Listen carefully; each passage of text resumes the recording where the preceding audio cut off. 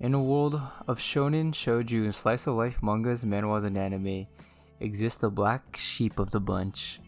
The mangas that exist for the sole purpose of being edgy. Now, I'm not talking about Berserk. I'm talking about webcomics that exist for being edgy. Good morning, good evening, and maybe good night. Hello everyone, come join me along with this internet deep dive to find some of the most disturbing content out there. And today we have a manhwa. Out of pure curiosity, I decided to search up what are some of the most disturbing mangas out there. And to my surprise, I came across the one we'll be talking about in this video. And that is called The End of the World as We Know It, or Collapse of the World as We Know It. Now, I'm not going to try to pronounce the Chinese title for it, but I'll leave it right here. The End of the World as We Know It is a collection of short stories released every now and then as a webcomic. Its run was from April 2010 until December 2016, and the author was only 19 when she released the first chapter. Every chapter begins with a warning, thank God, that this manhwa can be very violent and sometimes get really weird. There is 100 chapters on this webcomic and they are pretty short already, so I decided to pick some that are interesting enough or that are appropriate enough for YouTube, or I hope so. So get ready for lots of body horror, shock value, gore, tragedies. Get ready for the bunch of all that. I'll be skipping over chapter 1 as it does include some sensitive topics and some disgusting imagery.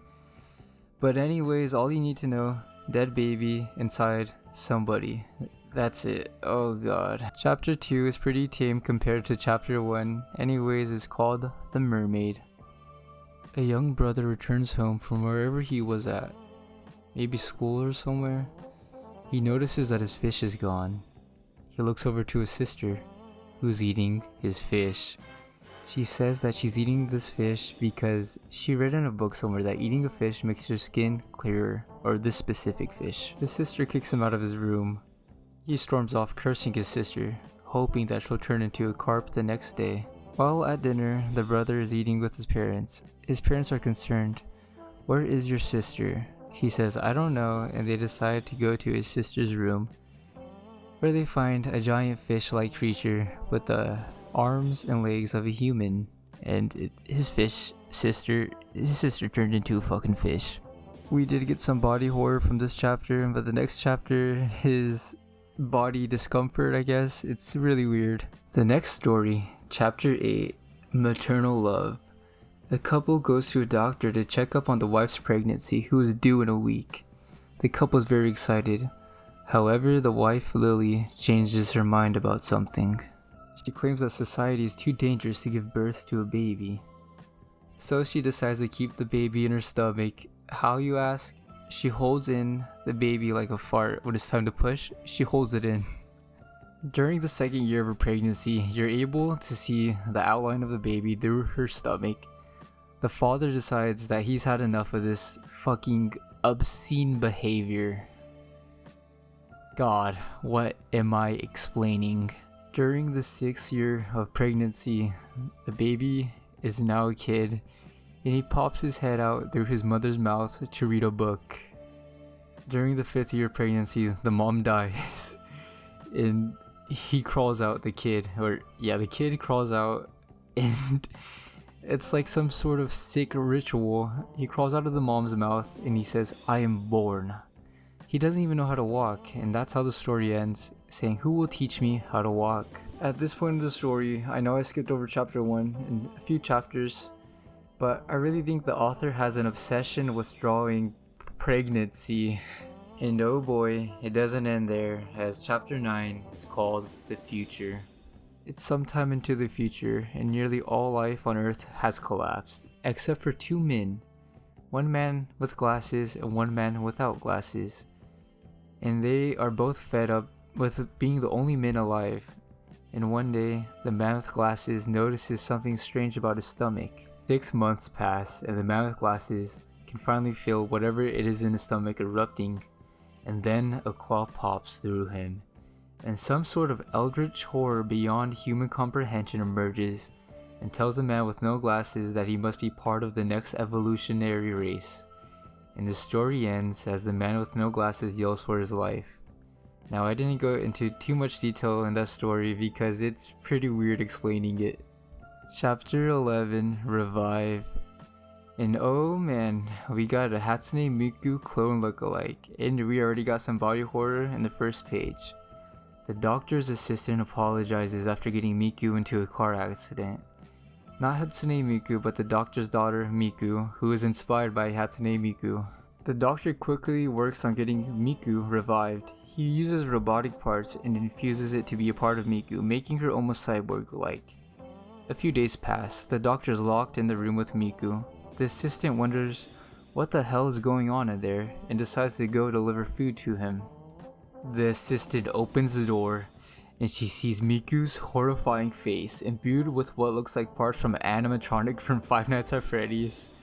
The doctor, barely alive, crawls out of the room telling the assistant to run away. The doctor says he has failed. The assistant manages to run away, but she can still hear Miku scream sometimes at night. Now, that is the end of the story, but this chapter does get a prequel of some kind in the future chapters. Anyways, let's get on to the next chapter, guys. Chapter 12, Growing Old. A baby had just been born. It's pretty normal at the start, but the doctor decides to weigh the baby. At first, the baby weighs at 5 kilograms, and then 6 kilograms. Gradually gaining weight, the baby begins to age rapidly. As time passes on, she ages into an adult and then an elderly person. The doctor is able to figure out that she's already 200 years of age, and by the next minute she turns 2000. Her eye sockets are black, like hollow holes, and her skin is sagging. When she reaches 3000 years of age, she barely resembles what she once was, almost becoming like an eldritch horror. The doctor and his assistants watch in horror, and an assistant is terrified and hopes she never looks like that. It seems like in these past few chapters I talked about, the author really wants to delve into some sort of evolutionary horror, and I think that's a fun topic to talk about, only because it's such a niche genre, I guess, and I feel like it could be lots of fun. Moving away from pregnancy, horrors beyond our human comprehension, we have chapter 13, Golden Girl. An orphan girl on the street is approached by a wealthy couple who are willing to adopt her, but they have intentions of making her a maid. In between this interaction, a dog approaches them, and the wife of the wealthy couple kicks the dog. The orphan girl is in tears as she's dragged away by the husband to work as a maid slave. The couple forces her to wash clothes, clean the house, and as she's doing these things, she thinks about the dog that the woman kicked. Thinking of that dog brings her comfort. And one day, the maid orphan has grown acne on her face, and the woman sees this. The woman decides to pop the pimple on her face, and instead of pus shooting out, it's gold. And so the wealthy couple decides that this girl will become their money machine, which is really cruel. They decide to lock her up and make her grow acne by rubbing some sort of oils on her and chili to grow acne on her face. They abuse her for days and days until her whole face is covered in acne. And one night, the orphan decides to cut off a part of her own face with a knife. All while doing this, she's thinking of the dog and a better life. She screams in terror from the pain. The orphan girl decides to go onto a rampage. First, she murders the woman, and then second, she murders the man by lighting the house on fire. After all is done, she walks out the house and down a street where it's raining. As she's walking down the street, she notices that in front of her is the stray dog from earlier, and she passes away with the dog alongside her. The end. I think this is the first story in this webcomic that's actually bittersweet considering its circumstances, but yeah, it's a nice story. 10 out of 10. Oh, and also in the final panel, we get an author's note saying, if she was your maid, how would you treat her? Chapter 16 is one of those chapters we'll be talking about briefly. Anyways, it's about a girl obsessed with popping pimples until the point she cuts herself open.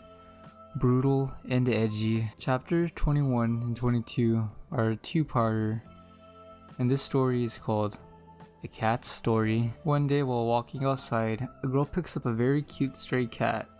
They spend a lot of time together and they're both very happy. But oh man, does that go away as the landlord knocks on the girl's door, demanding money. The landlord then notices the cat and very quickly enforces the no pet policy, and he pushes the cat off a ledge.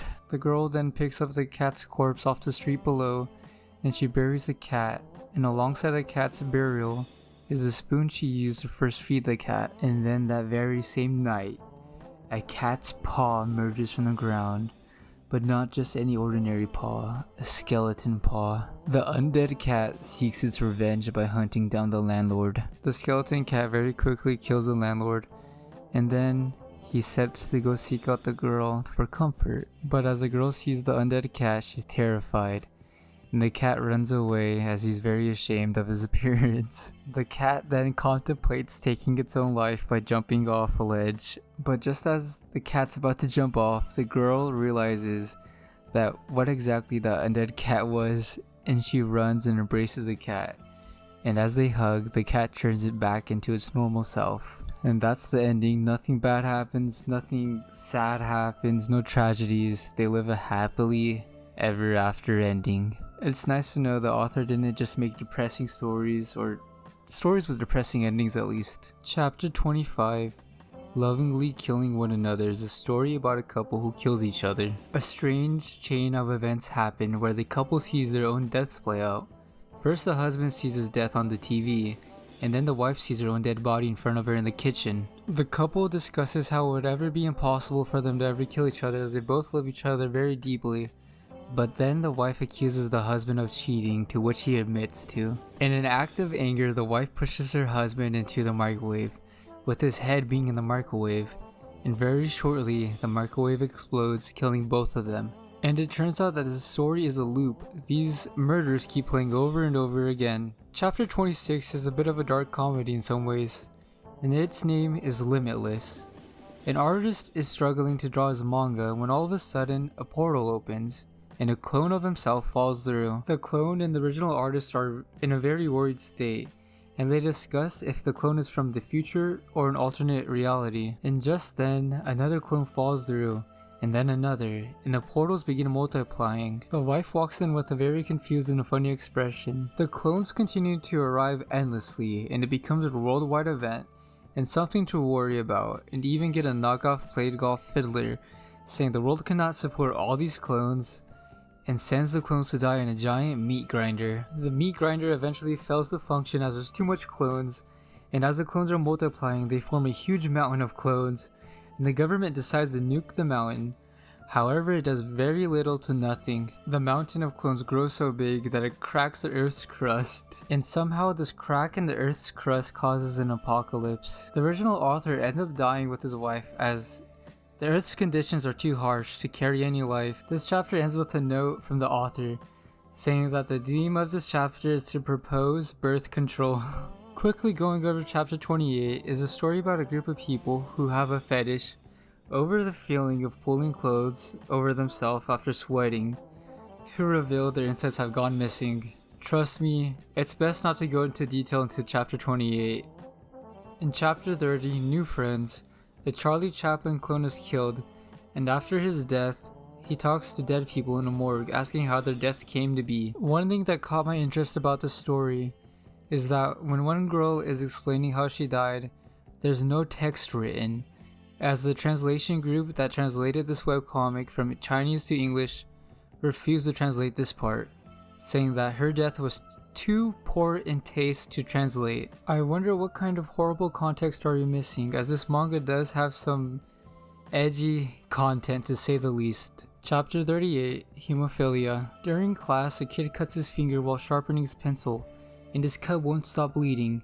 The teacher goes for the nurse and runs into a student who can't stop peeing, and the teacher says this has to be urinephilia, and another student can't stop defecating, and says it must be fecalphilia. The teacher eventually goes to the principal to consult the situation, but the principal too has a problem, with teeth marks that keep gradually appearing all over his body. And just then, the teacher gets a call from the hospital, saying that his wife is in labor, and when the teacher arrives, his wife can't stop giving birth. The panel that is shown to show that his wife can't stop giving birth is truly terrible. While the teacher is witnessing his wife giving endless birth, he starts thinking of how many sports teams he can form with his children. And finally, the teacher starts sweating and he can't stop sweating, saying it must be sweatphilia. The strange occurrence happens throughout the world, with one person who can't stop farting as well. Chapter 39, Octopus Mother, is about a man who goes to catch a mermaid.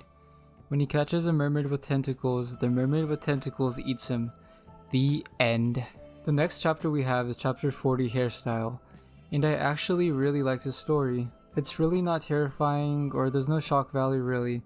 It's just pure comedy. Anime hairstyles are really popular in schools in Japan, in the story at least, that nearly every boy there seems to have the light Yagame haircut. However, our protagonist in the story, Hiro, wants a hairstyle that stands out. The next day, Hiro shows up to school with a haircut style that mixes a lot of different anime characters' hairs together, and a comb in his hair that holds all these styles together. But when he takes out the comb from his hair, it changes into a different style, and all the other boys in school are in awe. Hiro is very quickly tired of that style and wants to add another accessory to his hair besides the comb. And so the next day, Hiro shows up to school with a bunch of accessories in his hair, such as manga, anime figures, and even like a remote control for a video game system. And very soon this hairstyle becomes a fad, with a bunch of people putting a bunch of different accessories inside their hair that resemble things that they like. Many people ask Hiro to style their hair. One girl asks for cute stuff, flowers, and stuffed animals in her hair. A man is a fan of the military and asks for a style that is fitting for that, so he gets a nuke, some sort of gun, and a grenade in his hair. And finally, we get an appearance from Optimus Prime asking Hiro to style his hair. Hiro isn't satisfied by his current hairstyle, so he does the most obvious thing by doing a headstand and saying that he put the world on top of his head and it becomes a new style. And soon this trend catches on with the whole world, with the whole entire human society doing headstands. Very soon human society is destroyed by blood clots in the brain, and everyone dies. Chapter 41, Eye Tattoos. Lily is a high school senior who is heartbroken, but something catches her eye one day when walking home from school. She sees an eye tattoo parlor, and she questions the artist what exactly is an eye tattoo. The tattoo artist explains that it is exactly what it sounds like.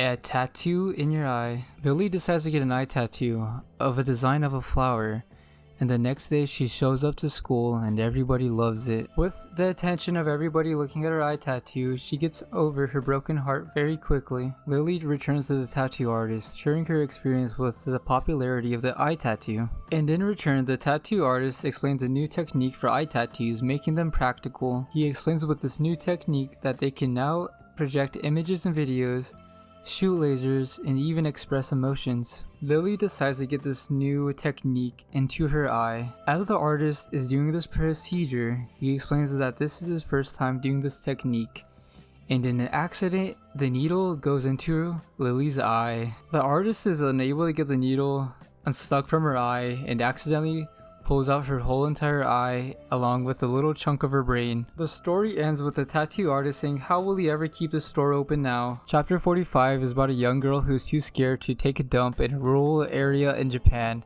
and the army uses this to their advantage to destroy a terrorist army. The end. The final chapter I'll be covering for now on this video is chapter 48, Garbled Code. A very strange baby is born. A bunch of codes, ones and zeros, appear to make the outline of a baby. The father is in disbelief of how could his child come out like this. The baby then transfers itself into its father's phone.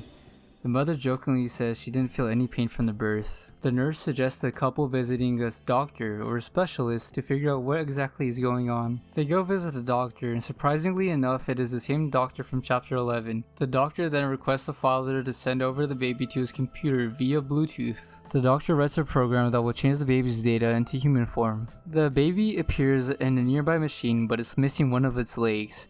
And very quickly the doctor rewrites the code and the baby appears again, but normally. The father is very happy and thanks the doctor, but the doctor says no, thank you, for now I have data to change the future of the human race. The doctor very shortly makes a phone that's able to change the features of any user that uses the phone. People use this phone to change their facial appearance or even play pranks on each other. People then use this tool to create social society problems, as the webcomic states, and they even turn themselves into full-on furries. A thief uses Cheeto legs to rob a bank, and a police officer takes the form of a Cthulhu-like creature to stop the thief. Soon the government decides to ban all these phones, and that is how the story ends, with the author's final note of this chapter saying that this event will soon be forgotten by everybody within a few years. Like a car accident, I cannot help but stare at this monstrosity of a webcomic. And it's shocking to me how little known this is, with only a few forum threads out there discussing this webcomic. There are a lot of chapters out there that I skipped over that do include lots of gore and rely on shock value to tell the story. I only covered half of the stories in this webcomic, and if I do want to do this again, I'll make a part 2, or if this video does well enough, I will make a part 2. Thank you, and goodbye.